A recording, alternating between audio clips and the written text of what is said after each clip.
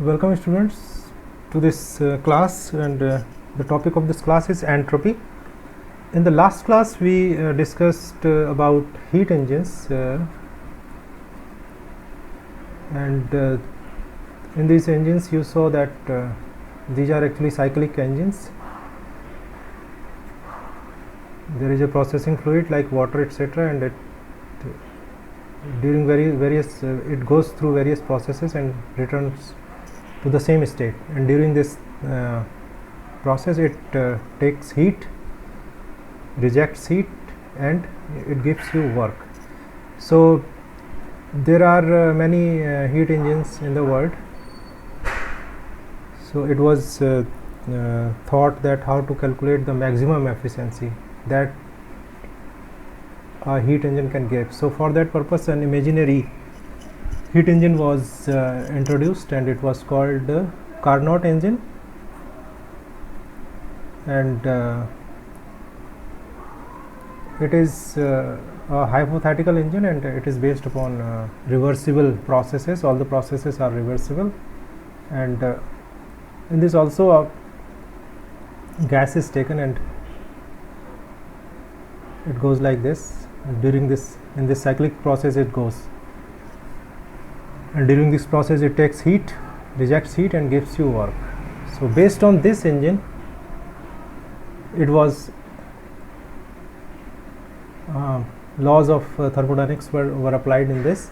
So we saw that the heat that is given to this system, to the system in this engine, and the heat that is rejected by the system is equal to the temperature of the hot reservoir, or you can say the fire that we use to heat the fluid, and the temperature of the cold reservoir. It is the reservoir like river, etc., to which you give the heat. It is the temperature of that river, you can think this way. And then and also you saw that the efficiency of a heat engine is like this.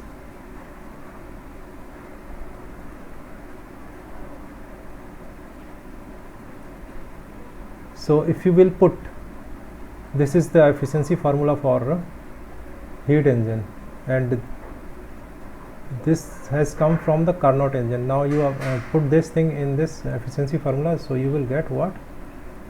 This kind of thing. So these two equations are called Carnot equations.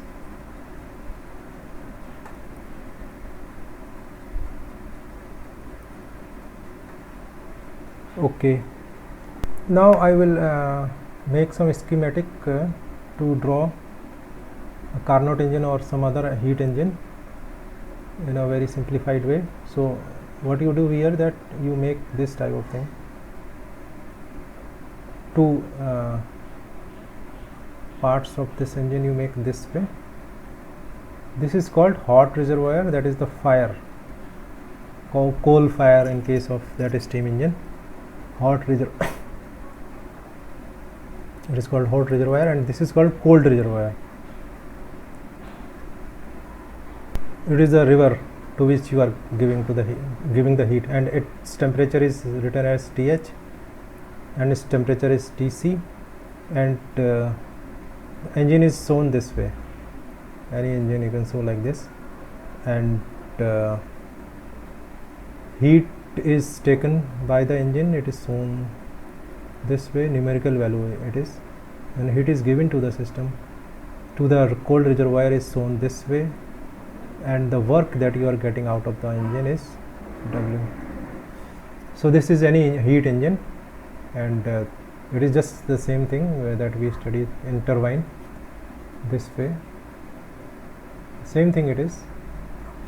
The pump, and like this system is flowing. So this is the fire. You will make fire here to produce steam. So this will represent your hot reservoir, and this here, this is the condenser in which you will condense the steam into liquid water. So the heat you will give to this river, etc. So this is the cold reservoir, and the work that you are getting here, this is your engine. So here you're getting the work. Actually the whole system is called the engine.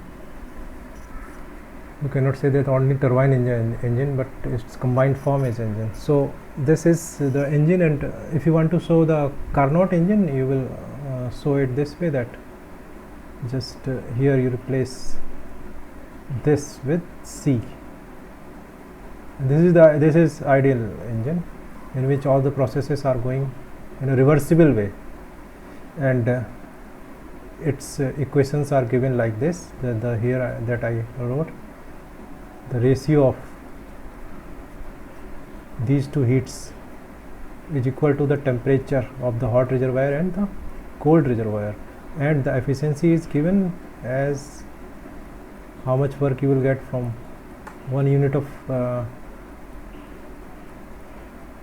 T by Tc Th. So these are two very important equations that you will apply in a numerical. So now I will show you some simple numericals. So this is a very interesting question. What can be the maximum efficiency of Carnot engine and of an actual heat engine, and it is on the earth, not in some outer space. It is for the earth. So maximum efficiency means it means that how much heat you will give and how much work you will get. Equal work you cannot get. So will you get 90% work of that heat? You can extract 90% or 80% or 70%, and how much. So we will see that. So for that purpose, if you are making some engine, Carnot engine or some any other engine, so what you have to do, you have to get a furnace to heat water, or maybe it may be some other gas, not water. It's not that only water you can use. So furnace, here you will burn something, or coal, etc., or nuclear reactor also. You can use the heat from that also. So it was seen that the temperature that is here in the furnace, it is about 300 degrees centigrade, and if you will convert it into Kelvin, it is about Kelvin, and this is your Th. Okay, and your engine to work, so you will take heat from here, and then your engine will reject the heat, because it is very important, necessary, otherwise you cannot operate the engine, to some river or some other cold thing. And it is seen that normal temperature of some river or something like that on the earth is 25 degrees centigrade. I am not talking about rivers on the very north of the earth, that is 15, maybe 15 or 10 degrees centigrade, but we have taken the average temperature. So this is actually your Tc, and in Kelvin, if you will convert it, it is around, we can say that 300 Kelvin. Average means very approximate temperature I have taken. So this is your any engine. Suppose you want to make it, suppose you are operating your Carnot engine, that is the most efficient engine. So you can use now the equations, these equations you can use only for the Carnot engine. So if you will write the efficiency equation in here for the Carnot engine, what is it? It is the efficiency equation. So if you will write this way, so what you are getting, 0.5 efficiency or 50% efficiency. Even the most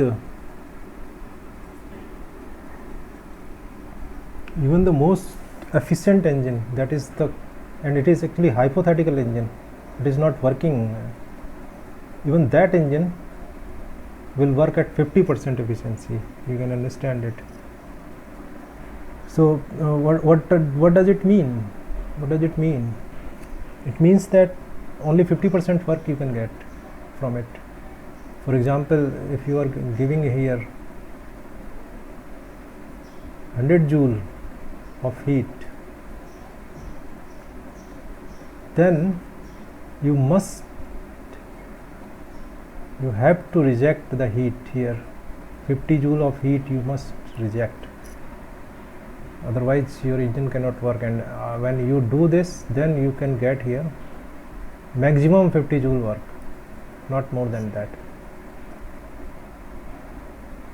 So now the second part is for the actual engine, that is our turbines that is running in the power plant, and there are so many losses, friction losses, and the process is not reversible, etc. All these things come. So it was seen that the efficiency of those actual engine is actually 0. This, only this much efficiency of an engine you can, actual engine you can get. So only 35% efficiency you will get out of 100 heat. If you will give only 35 joule, or if you say joule, only 35 joule work you can get, and rest of the heat will be wasted. So this way, if you are burning coal to produce electricity, then you can see that how much heat you are giving to the environment just to run the engine.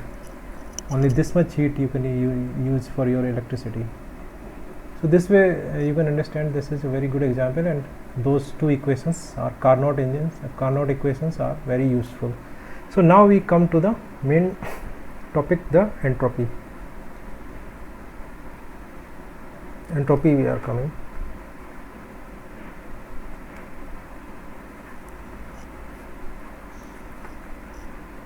So before coming to the main discussion, I would like to discuss about the properties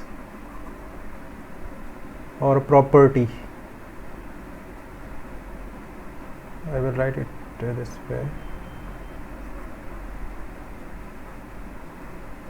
So in nature we see various objects. For example, this object is here, and then when we apply our science to it, or if we want to make its mathematical or quantitative representation, then we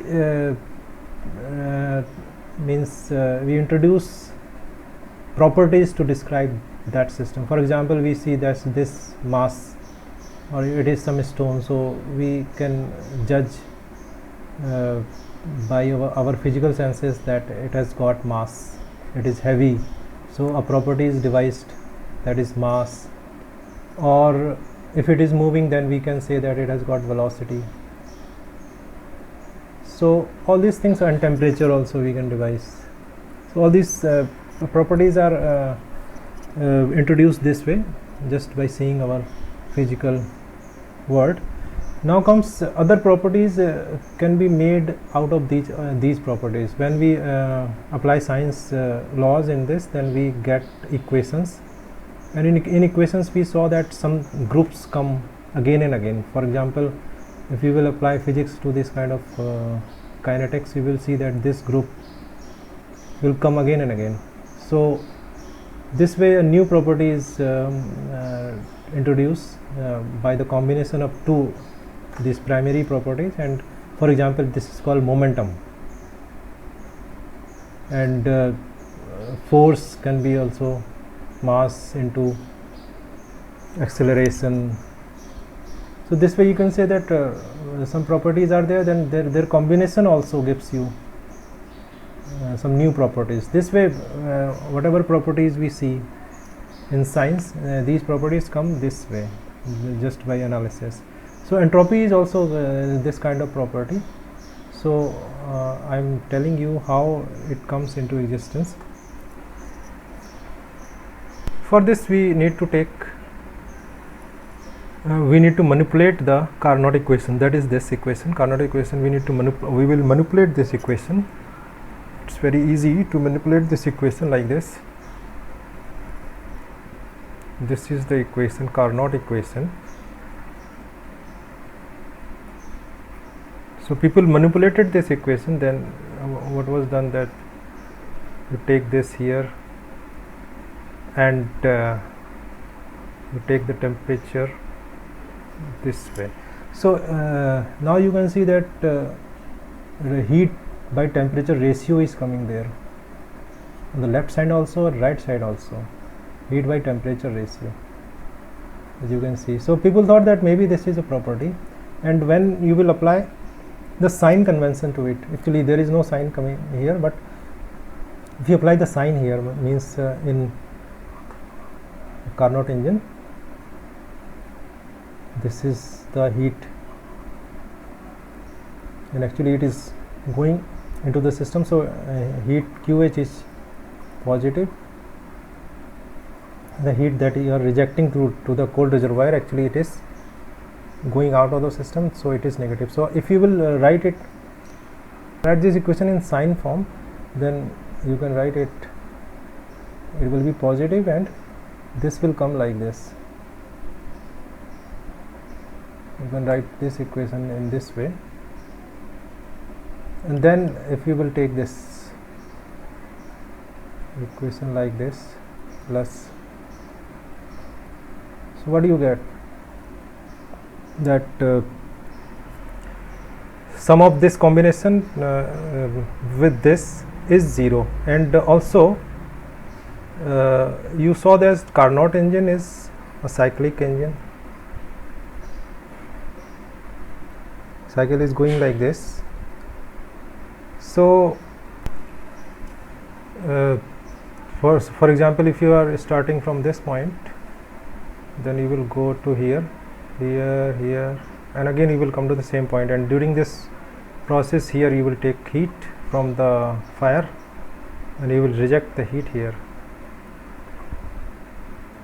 So this kind of property is coming from here, this reservoir, and this property is coming from the cold reservoir, and you see that during the cyclic process this is 0.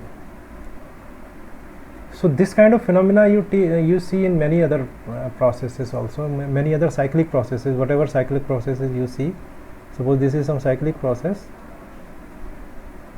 starting from the same point, so you see that delta U is 0 in there, delta H is 0.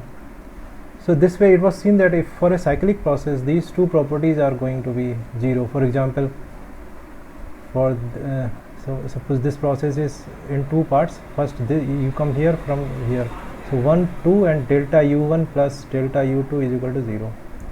So this way it was seen that maybe that this is some property, and this is also some property of this. The first one is the property of this path, and the second one is the property of this path, and during the whole cyclic process it is 0. So it was means this idea came to the people, those who were analyzing this thing, that the heat divided by temperature is a property of the system. This way entropy came into picture, and this is called actually entropy. And in thermodynamics you saw that absolute value of any property is not calculated, it is always calculated as change. So it was introduced, the property was introduced as change. The change in entropy is shown as capital S way, and the change was introduced, and this is the heat that you are giving to the system, and at this temperature the system is at T temperature, then the change in entropy was introduced this way. So the idea came from here, and it was converted into this language form, and after then the change formula was developed with the help of this language formula. So the main formula came for entropy change is ds is equal to dq by T. So this way I will again revise the things. Carnot engine equations, these two equations, and efficiency equation, and after then from this equation you got this equation. So this is the change in entropy, and you will define entropy as heat given to the system at temperature. If you will divide that heat with the temperature of the system, then you will get the entropy property. So this way I hope that the idea of entropy is clear to you. Now we will come to the next topic, that is the how to find the change in entropy of systems. For example, we did many problems like these problems we did. We were compressing gas or releasing pressure of the gas. Then we calculated delta U, delta H. The same way here also we will calculate delta S also. So with this lecture, a new change has introduced here.